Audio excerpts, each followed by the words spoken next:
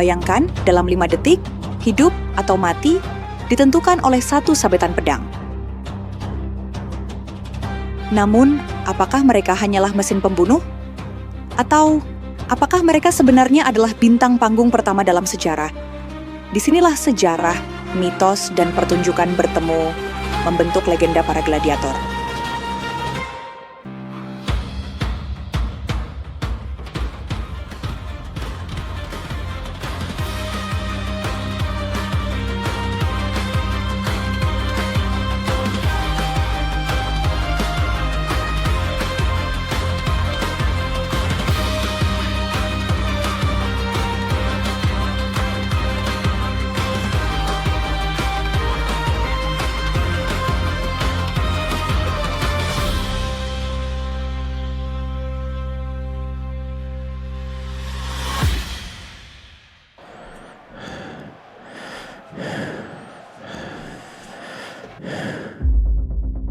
Roma, abad pertama Masehi.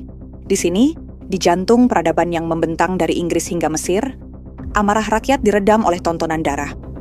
Koloseum bukan sekadar arena, ia adalah simbol kekuasaan. Para gladiator adalah produk sistem, budak, tahanan, atau petarung sukarela yang menjual nyawa demi kebebasan atau ketenaran. Mereka hidup di dunia di mana kematian adalah tontonan dan ketenaran lebih berharga daripada emas.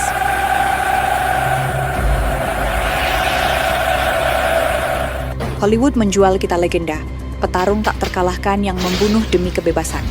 Mereka digambarkan sebagai mesin perang tanpa ampun, mati setiap hari demi tawa kaisar. Mitosnya, semua gladiator adalah budak tak berdaya.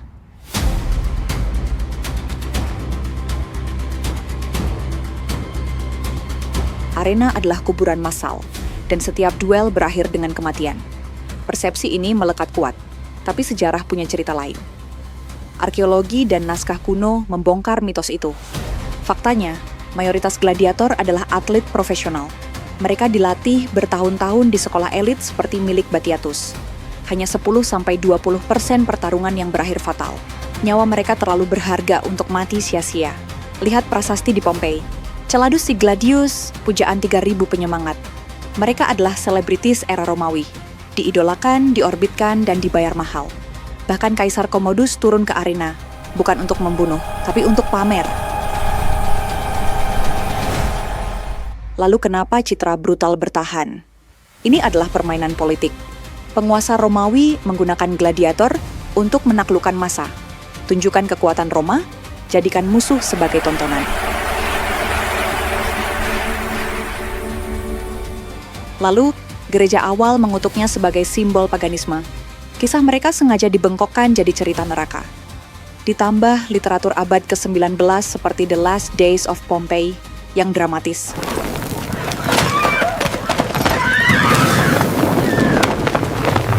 Melanggengkan kebohongan bahwa setiap duel adalah tarian maut.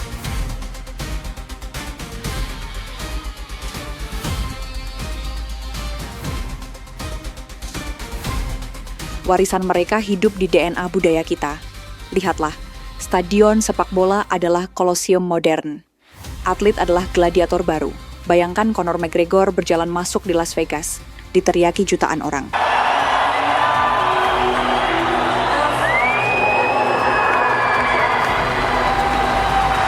Film seperti Hunger Games atau game Assassin's Creed mengulangi pola yang sama.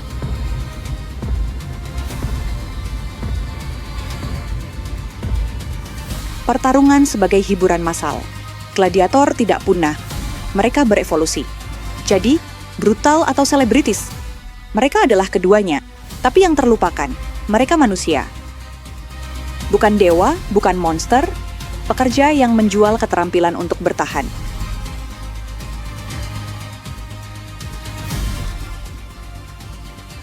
Kisah mereka adalah cermin buram kita. Hasut akan kekerasan, pemujaan ketenaran, dan batas tipis antara tontonan dengan eksploitasi. Mereka mengingatkan, di balik gemuruh tepuk tangan, ada harga yang harus dibayar.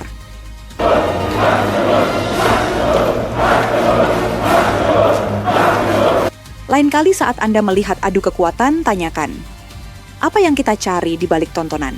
Sampai bertemu di cerita berikutnya.